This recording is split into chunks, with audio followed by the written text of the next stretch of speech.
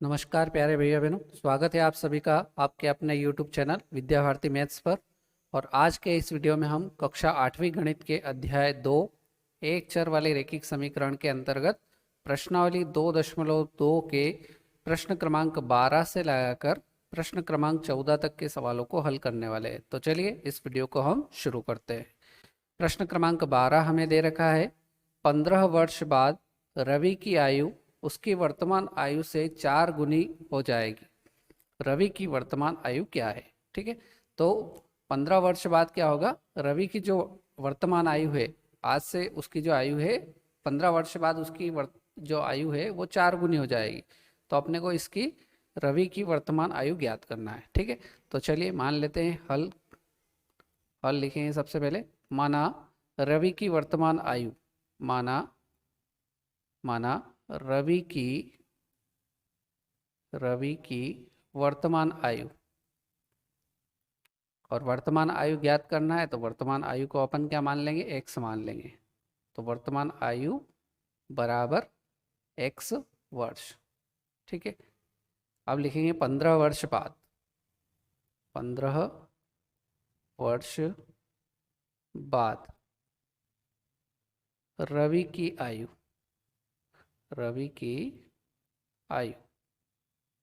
तो 15 वर्ष बाद उसकी आयु क्या हो जाएगी? 4 गुनी हो जाएगी। तो अभी x वर्ष है तो 4 गुनी क्या हो जाएगी? कितनी हो जाएगी? 4x वर्ष। ठीक है, 15 वर्ष बाद रवि की आयु कितनी हो जाएगी? 4 गुनी हो जाएगी। तो अभी x वर्ष है तो 4 गुनी मतलब 4x हो जाएगी। परंतु लिखेंगे, परंतु 15 वर्ष बाद रवि की आयु, परंतु 15 वर्ष बाद रवि की आयु,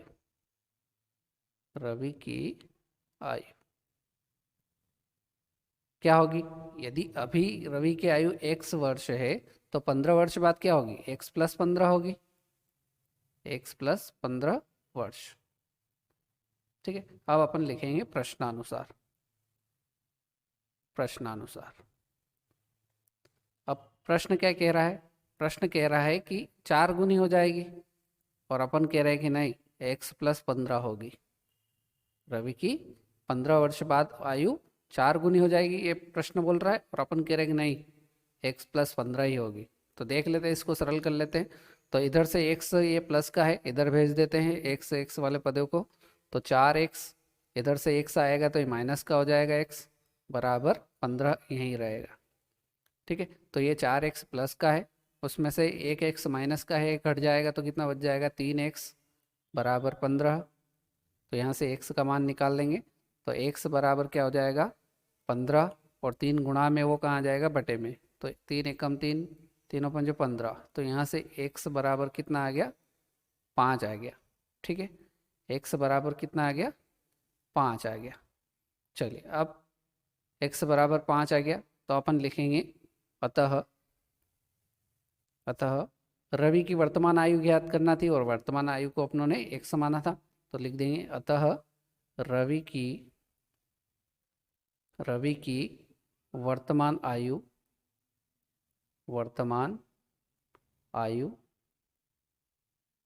5 वर्ष है। ठीक है, और यही हमारा क्या हो जाएगा? आंसर हो जाएगा। ठीक है, क्योंकि उसने रवि की वर्तमान आयु ही पूछी थी, इसलिए x से मानी थी वर्तमान आयु को, और x का मान कितना है? 5 आया। तो यही हमारा क्या हो जाएगा? आंसर। ठीक है, तो इस प्रकार से अपना ये सवाल नंबर 12 कंप्लीट हो गया। चलिए आगे बढ़ते हैं अगले प्रश्न क्रमांक 13 की तरफ। प्रश्न क्रमांक 13 है, एक परिमेय संख्या को 5/2 से गुणा कर 2/3 जोड़ने पर -7/12 प्राप्त होता है। ठीक है, एक परिमेय संख्या है कोई भी, उसको यदि अपन 5/2 से गुणा करते हैं और 2/3 उसमें जोड़ते हैं तो कितना आता है? -7/12 आता है। तो वह संख्या क्या है अपने को बताना है। तो चलिए इसको हल करते हैं। सबसे पहले अपने को वह संख्या ज्ञात करना है, परिमेय संख्या। तो सबसे पहले परिमेय संख्या मान लेंगे अपन, लिखेंगे हल। माना परिमेय संख्या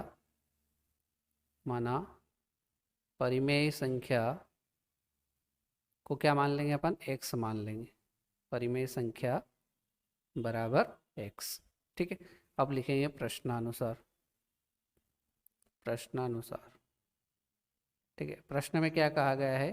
प्रश्न में हमसे बोला गया है एक परिमेय संख्या को, तो परिमेय संख्या क्या मान ली? x को 5/2 से गुणा कर।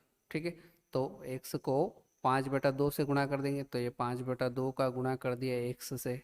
ठीक है, गुणा कर 2/3 जोड़ने पर। ठीक है, इसमें 2/3 क्या कर दिया? जोड़ दिया।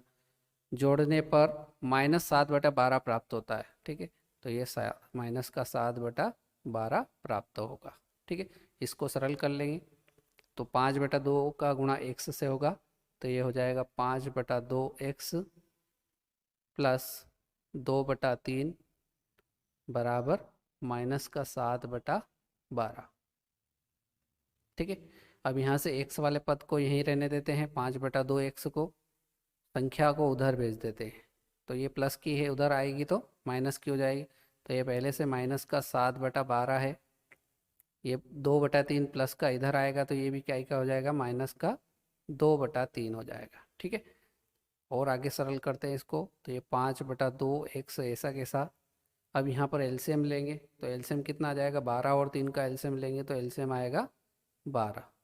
तो 12 में 12 का भाग देंगे तो 1, तो 1 का ऊपर गुणा करेंगे तो -7 ऐसा कैसा, फिर बीच में माइनस है तो माइनस लगाएंगे। 12 में 3 का भाग देंगे तो कितना आएगा? 4, 4 का ऊपर गुणा कर देंगे तो 4 दूना 8। ठीक है, तो ये कितना आ गया? माइनस का 8। अब आगे सरल करते हैं, तो 5/2x बराबर, ये दोनों संख्याएं माइनस की, माइनस का 7 और माइनस का 8 दोनों जुड़ जाएंगे, तो ये कितना हो जाएगा? माइनस का 15 और बटे में कितना है? 12। अब यहाँ से अपने को x का मान निकालना है, तो x को यहीं रहने देते हैं, बाकी संख्या को उधर भेज देंगे। तो पहले से 15 -15/12 है। ठीक है, अब इधर से ये 5/2 इधर आएगा, तो ये नीचे वाली संख्या ऊपर आ जाएगी। 2 इधर बटे में था, इधर कहाँ आ जाएगा? गुणा में आ जाएगा। और 5 ऊपर था, तो यहाँ क्या आ जाएगा? नीचे आ जाएगा। ठीक है, इसको सरल कर लेंगे, तो 5 एकम 5 और 5 तिया 15, 2 एकम 2 और 2 तिया 2 छंग 12, 3 एकम 3, 3 दूना 6। ठीक है, तो कितना आ गया? कितना बचा यहाँ पर? ऊपर बचा माइनस का 1, ये माइनस है ना, और नीचे कितना बचा? केवल 2 बचा। तो x बराबर कितना आ गया? -1/2। ठीक है, और वह परिमेय संख्या आप लोगों ने क्या मानी थी? x मानी थी। तो यहाँ लिखेंगे अतः परिमेय संख्या, अतः परिमेय संख्या बराबर -1/2। यही हमारा क्या हो जाएगा? आंसर हो जाएगा। ठीक है, बहुत ही सरल था ये। जैसा अपनों ने प्रश्न में दिया हुआ है वैसा अपन करते जाएंगे, और परिमेय संख्या को x मान लिया और जो प्रश्न में दिया हुआ था वैसा अपन करते गए, तो अपना आंसर कितना आ गया? -1/2। ठीक है, चलिए आगे बढ़ते हैं प्रश्न क्रमांक 14 की तरफ।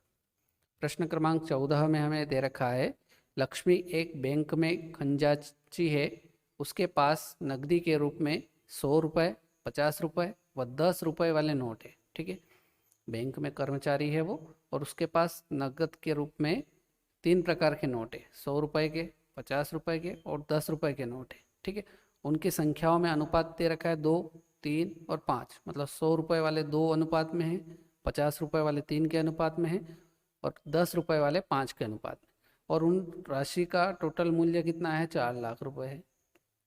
तो अपने को बताना है कि उसके पास प्रत्येक प्रकार के कितने कितने नोट हैं। ठीक है, तो चलिए इस सवाल को अपन हल करते हैं, ध्यान से आप इसको समझिएगा, है ना।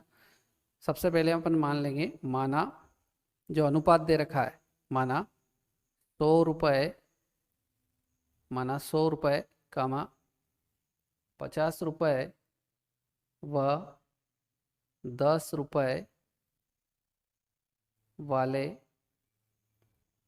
नोटों की संख्या, नोटों की संख्या। अब ये अनुपात कितना है? 2:3:5 है, तो 100 रुपये का अनुपात कितना है? 2, तो इसको अपन मान लेते हैं 2x।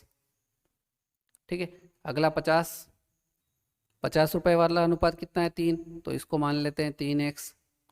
वह 10 रुपये वाला अनुपात 5 है, तो इसको मान लेंगे 5x है। ठीक है, ये अपनों ने मान लिया कि 100 रुपये वाले 2x नोट है, 50 रुपये वाले 3x नोट है और 10 रुपये वाले 5x नोट है। ठीक है, अब अपन लिखेंगे प्रश्नानुसार। क्या लिखेंगे? प्रश्नानुसार। अब प्रश्न में क्या बोला गया है? तो प्रश्न में बोला गया है कि 100 रुपये वाले 2x नोट है। ठीक है, तो चलिए 100 रुपये वाले कितने नोट हो जाएंगे? 2x। ठीक है, 50 रुपये वाले कितने नोट है? 3x। और 10 रुपये वाले नोट कितने हैं? 5x। और इन सभी का जो टोटल है वो कितना है? 4 लाख है। ठीक है, तो इसको सरल कर लेंगे। ये 50 है ना, 50। तो चलिए सरल कर लेते हैं। तो 100 का गुणा 2x से होगा तो ये कितना हो जाएगा? 2x 200x प्लस 50 का गुणा 3x से होगा तो ये कितना हो जाएगा? 50 या 150 और इसके साथ x प्लस 100 का गुणा 10 का गुणा 5 से होगा तो 50x बराबर 4 लाख। ठीक है, अब यहाँ से इसको सरल कर लेंगे तो इन सबको जोड़ देंगे तो 200 और 300 और एक और 50 और 50 100, तो ये कितना हो जाएगा? 400x हो गया। कितना हो गया? 400x बराबर 4 लाख। अब 400x बराबर 4 लाख, तो इसको चलो आगे अपन सरल करते हैं। तो अपने पास क्या आया? 400x बराबर 4 लाख। ठीक है, तो यहाँ से अपन x का मान निकाल देंगे तो x बराबर कितना हो जाएगा? 4 लाख। और बटे में ये 400 इसके गुणा में था x के, तो यहाँ कहाँ चला जाएगा? भाग में आ जाएगा। ठीक है, इसको सरल कर लेंगे तो 2 जीरो से ऊपर की 2 जीरो कट जाएगी। ये 4 से 4 एकम 4 और 3 जीरो बचेगी तो 3 जीरो लग जाएगी। तो यहाँ से x का मान कितना आ गया? 1000 आ गया। ठीक है, अब x का मान तो 1000 आ गया। अब अपने को तीनों प्रकार के नोटों की संख्या निकालना है। तो अपन लिखेंगे अतः पहले कौन से नोट थे? 100 रुपये वाले। तो 100 रुपये वाले नोटों की संख्या, 100 रुपये वाले नोटों की संख्या। तो इसका अनुपात क्या माना था अपनों ने? इसको माना था अपनों ने 2x माना था। तो 2x, तो 2 ऐसा कैसा, और x का मान कितना आया है? 1000। तो गुणा कर देंगे तो 2 का गुणा 1000 से करेंगे तो 100 रुपये वाले नोट कितने आ जाएंगे? 2000 नोट आ जाएंगे।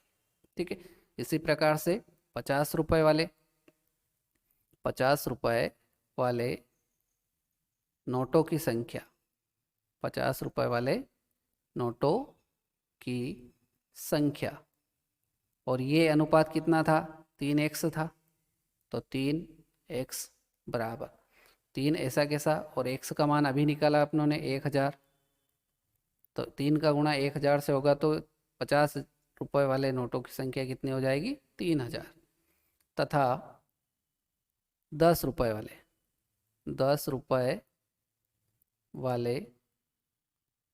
नोटों की संख्या, 10 रुपये वाले नोटों की संख्या, और इसका जो अनुपात था वो 5x था। तो बराबर 5x, तो 5 तो ऐसा ही रहेगा और x का मान 1000 आया है। तो 5 का गुणा 1000 से कर देंगे तो कितना आ जाएगा? 5000। ठीक है, तो इस प्रकार से तीनों प्रकार के नोट निकल गए। 100 रुपये वाले नोटों की संख्या कितनी आ गई? 2000। ठीक है, 50 रुपये वाले नोटों की संख्या आ गई 3000 और 10 रुपये वाले नोटों की संख्या आ गई 5000। और यही अपने को निकालना था प्रत्येक प्रकार के उसके पास कितने कितने नोट है। तो यही हमारा क्या हो जाएगा? आंसर। ठीक है, तो इस प्रकार से ये अपना सवाल नंबर 14 पूरा हुआ। ठीक है, तो आज के वीडियो में अपनों ने सवाल नंबर 12, सवाल नंबर 13 और सवाल नंबर 14 हल किया है। उम्मीद करता हूँ कि ये तीनों सवाल आपको अच्छे से समझ में आ गए होंगे। यदि समझ में आ गए हो तो इस वीडियो को लाइक कर देना और शेयर भी कर देना, और चैनल को सब्सक्राइब तो कर ही लिया। तो चलिए आज के वीडियो में इतना ही, मिलते हैं नेक्स्ट वीडियो में। जय हिंद, जय भारत, वंदे मातरम।